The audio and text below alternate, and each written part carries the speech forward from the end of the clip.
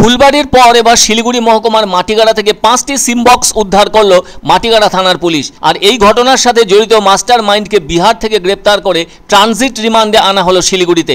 ধৃত অভিযুক্তর নাম অঞ্জনী কুমার স্বতন্ত্র। তার বাড়ি বিহারের ধাতথা গ্রামে। চলতি মাসের 27 তারিখ অর্থাৎ শনিবার ভোর রাতে শিলিগুড়ির মাটিগাড়া ও প্রধাননগর থানার অন্তর্গত 3টি জায়গা থেকে মোট 5টি সিম বক্স উদ্ধার করেছে স্পেশাল টাস্ক ফোর্স। তবে এই ঘটনার সাথে জড়িত থাকা 3 জনকে গ্রেপ্তার করা হয়। আর ওই 3 জনকে জিজ্ঞাসাবাদ করে পুলিশ বিহারে থাকা এই সিমবক্স কাণ্ডের মূল পান্ডা অঞ্জনী কুমার স্বতন্ত্রর নাম জানতে পারে। এরপর পুলিশ সিমবক্স কাণ্ডের মূল পান্ডা অঞ্জনী কুমারের ব্যাপারে বিস্তারিত তথ্য সংগ্রহ করে।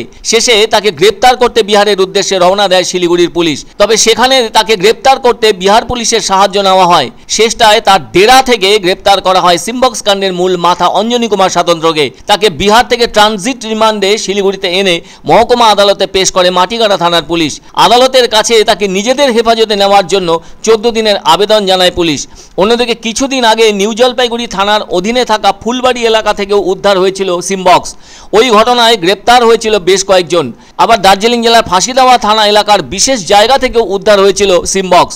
এর সাথে যুক্ত থাকা বেশ কয়েকজনকে গ্রেপ্তারও করা হয়েছিল। ওই সিমবক্সগুলি ব্যবহার করে কি করা হয় তা নিয়ে তদন্ত শুরু করেছে পুলিশ। তাই এবার মাটিগাড়া থানার পুলিশ ধৃত অঞ্জনী কুমারকে জিজ্ঞাসাবাদ করে সিমবক্স কাণ্ডের পুরো ঘটনার তদন্তে রয়েছে এসটিএফ এবং শিলিগুড়ি মেট্রোপলিটন পুলিশের অধীনে থাকা মাটিগাড়া থানার পুলিশ। এখন প্রশ্ন উঠছে, সিমবক্স জিনিসটি তাহলে কি? এটা জানতে গিয়ে দেখা যাচ্ছে সিমবক্স এমন একটা যন্ত্র যাতে শতাধিক সিম কার্ড ঢোকানো যায়। তবে এর আগে কলকাতার ভেতর থেকে সিমবক্স উদ্ধার হয়েছিল। ওই চক্রের নাম ছিল জামতারা গ্যাং। দেশ জুড়ে কোটি কোটি টাকা সাইবার অপরাধ চালাতো জামতারা গ্যাং। সেবার ওই চক্রে 16 জনকে গ্রেপ্তার করা হয়েছিল। তাদের কাছ থেকে উদ্ধার করা সিমবক্সটিতে একসঙ্গে 256টি সিম স্লট ক্যাপাসিটি রয়েছে। পুলিশের মতে এগুলি চীনে তৈরি করা। এটি ব্যবহার করে আন্তর্জাতিক কলকে লোকাল কল হিসেবে দেখানো যায়। আবার মনে হলে এর উল্টোটাও করা যায়। এই সিমবক্স ব্যবহার করে বিদেশ থেকে আসা কলকে ডাইভার্ট করে লোকাল কল করা সম্ভব। আর এর ফলে পুলিশের পক্ষ থেকে খুঁজে পাওয়া সম্ভব হতো না তার টাওয়ার লোকেশন, সেজন্য ব্লক করাও সম্ভব হতো না। তবে এই সিমবক্স ব্যবহার করেই চলতো আর্থিক প্রতারণার কাজ। এছাড়াও ওই সিমবক্স ব্যবহার করে ফোনের মাধ্যমে ভুয়ো পরিচয় দিয়ে এটিএম নম্বর, অ্যাকাউন্ট নম্বর হাতানোর মতো কাজ করা সম্ভব হতো বলে পুলিশের ধারণা। একটা জিনিস মনে রাখতে হবে, সবাইকে ফোন করে বা মেসেজে কেউ নিজেকে ব্যাংক কর্মী বলে দাবি করে কোনো নম্বর জানতে চাইলে কোনোভাবেই সেসব কিছু শেয়ার করবেন না। কেননা ব্যাংক কর্মীরা কখনোই ফোনের মাধ্যমে তথ্যাবলী জানতে চান না।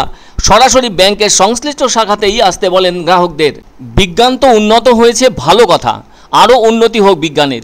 কিন্তু সমাজের ভেতরে থাকা কিছু প্রতারক বিজ্ঞানের সেই জায়গাকে নিজেদের লাভের কাজে লাগিয়ে মানুষের স্বাভাবিক জীবনকে পঙ্গু করে দিতে চাইছে। পুলিশের উচিত এ ধরনের খারাপ কাজে লিপ্ত থাকাদের খুঁজে বের করে দৃষ্টান্তমূলক শাস্তি দেওয়া।